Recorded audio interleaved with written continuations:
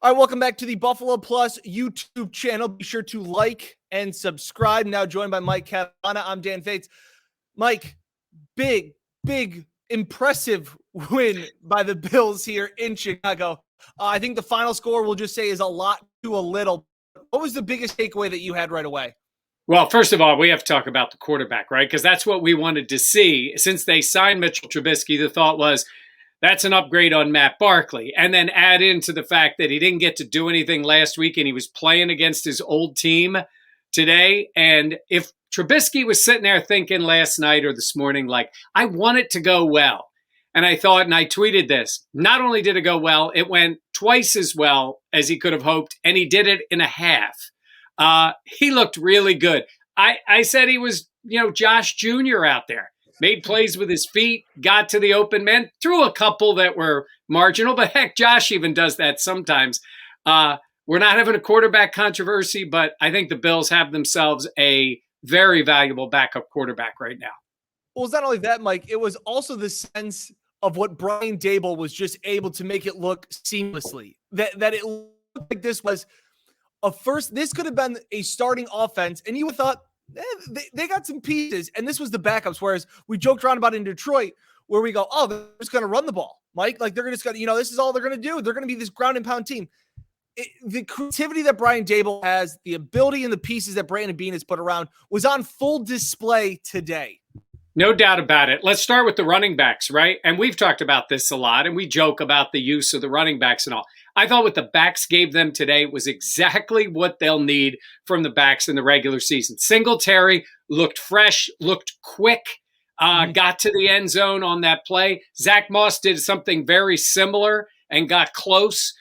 They made some tough yardage. Even Reggie Gillen came in. I'm not expecting a lot of Reggie getting the ball, but my point was they used them effectively when they needed. And look at the other guys who stepped up.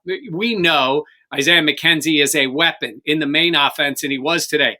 And I got a kick out of this because Brian Daboll tells us he loves McKenzie, and then he made him sweat today.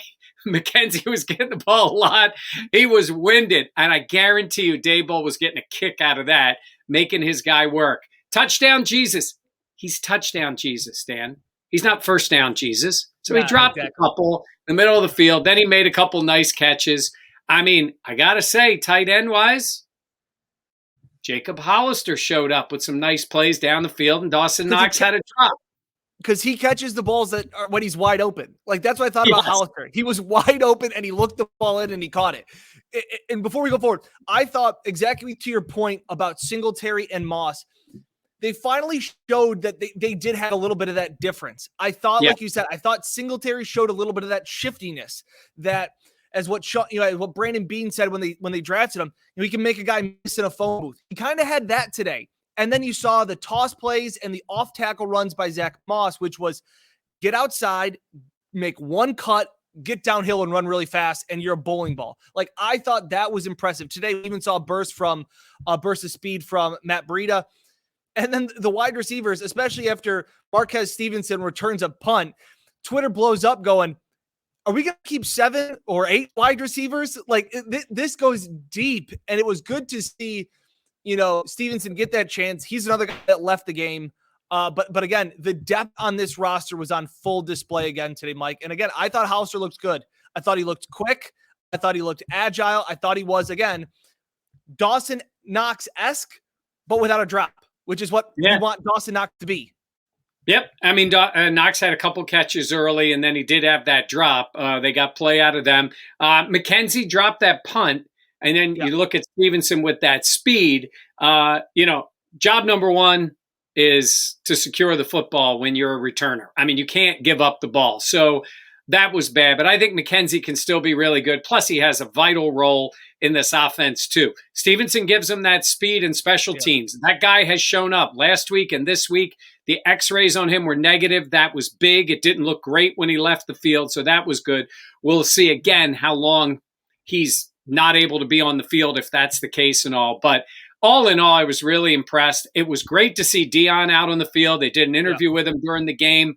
We saw him all week, Dan. We were there for that news conference. Like, That was rough on him with COVID, but he was back. He got a sizable amount of plays in that first half, especially with the Spencer Long injury. We don't know with a knee what they're going to miss out of him. I'm of the belief that they could be in the market for a veteran offensive tackle somewhere around cutdown time. I agree. Flipping sides, let's talk about the defense because, man, we talked about how much they've invested into this defensive line.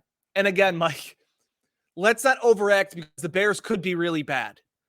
But this Bills front four, the cycling front four that they were able to turn out, I think is what best case scenario. It's what Sean McDermott and Brandon Beane have been hoping to find.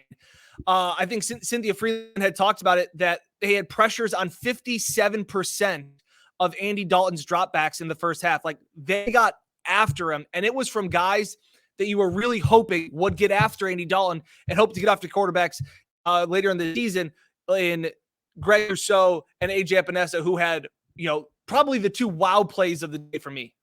Yeah, Rousseau, I joked that he made more plays in the backfield than anybody in the Chicago backfield today. He was really good. Boogie Basham ends up with a block of a kick.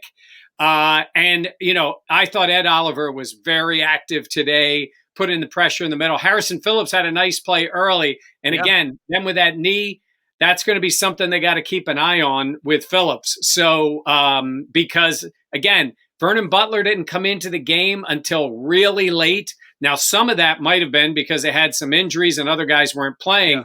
But I'm wondering about, Vernon Butler's future with this team because they've got so much depth. If Phillips is healthy, if those guys are okay, I think that will make a difference. But they got some real decisions to make. Look, we don't know how Greg Rousseau is going to be in regular season action. But for a guy who hadn't played in a year, he shows up. He shows up when he plays. And yes, it's Andy Dalton. And yes, it looks like the Bears are bad. But we've seen that before in the preseason, and guys don't know how to get off blocks. He's shown that he can do that. And I think the biggest surprise for me has been, you see Greg Rousseau, and he kind of looks like a string bean. Like, he's 6'7", and I know he's 6'5", and I talked about it with Matt Beauvais after practice on Wednesday. He's got way more power than I thought.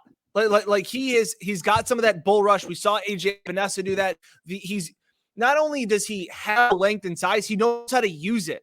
And we saw it in Detroit against Penei Sewell and some of these guys that you're like, wow, okay, is he doing it? Like, to me, it was, is he doing it against the third and fourth team? Like, what's the big deal? Like, he's doing it against NFL linemen that I was impressed by. So a couple of nice pass rushes, nice contain on the one of the plays that Andy Dalton tried to bootleg out. He stayed in place, and then Dalton just looked terrified that he had this giant running after him.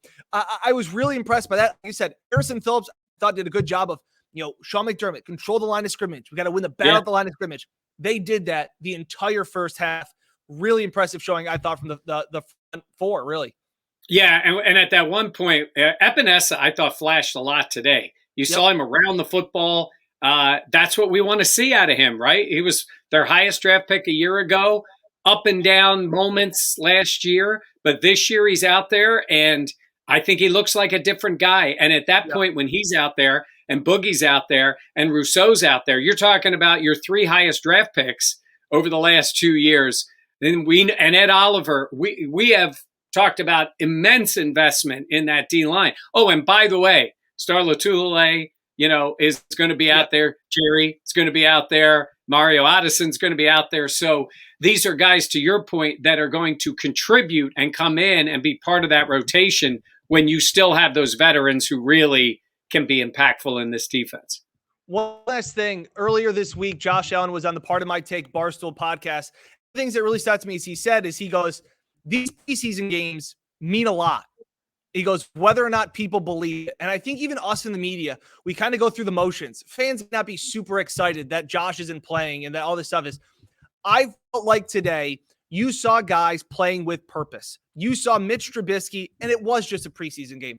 But there was a little bit of this, to show you, you heard other guys talk about it. You heard Matt Breida talk about it. You heard Josh Allen say, I'm excited for him. Like, guys were fired up. And, I even see Justin Zimmer, a guy that, again, played really well, got banged up, came right back in. Like, guys that were really gutting it out I thought in a preseason game, and it just goes back to, again, sometimes I think we go through the motions of like, it's a preseason game. What's the big deal? I think you saw it today, especially as this process snowball keeps rolling downhill, Mike.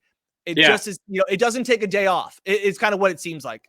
Yeah, and look, I'm all for all of that. I will say this. Sometimes we have to keep in mind roles change as you get to the regular season, right? Mm-hmm. If Mitchell Trubisky's playing, in all likelihood, it could be spot duty. It could be in case Josh had to come out for whatever the reason. I don't even want to say it for Bills fans who'll know what I mean.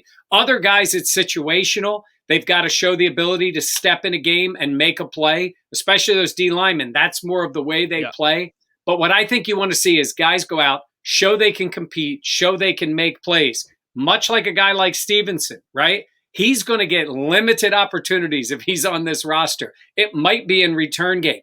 When you see him do that in a game, we know it's possible, and then he's gone out and shown it. So I think that adds to that part.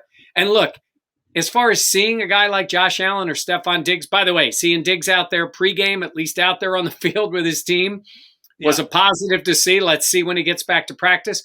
But Josh not playing because you're saying he'll be fine, and his backup playing like Josh Allen, that is what you want. That is when you sit back and go, this roster is good, it is talented, it is deep, and it is what you need going into a long 17-game season. Matt Breida talked about that story. It's up on the Buffalo Plus YouTube channel, talking about knowing your role. And I asked him, because when we talked about it, I go, you want to be a guy that gets the majority of the carries. He's been at times a feature back when he was with San Fran, never got an opportunity last year with Miami. And I said, it's almost like you're a pinch hitter on a baseball team. I go, how tough is it? And he kind of looked at me and is like, it's your role. Like, you do your role and that's it. Like, you embrace it, and that's what we're asked to. We're all professionals. So I thought that was telling. Yeah. Be sure to like and subscribe. Plenty of more comments and stories coming up. We appreciate them. Again, like, subscribe. We keep going up. Subscribers keep going up. It really appreciates it. We'll have plenty of more coverage throughout the week as we get ready for the regular season. For Mike Catalana, I'm Dan Fetes. Thanks for watching. We'll see you next time.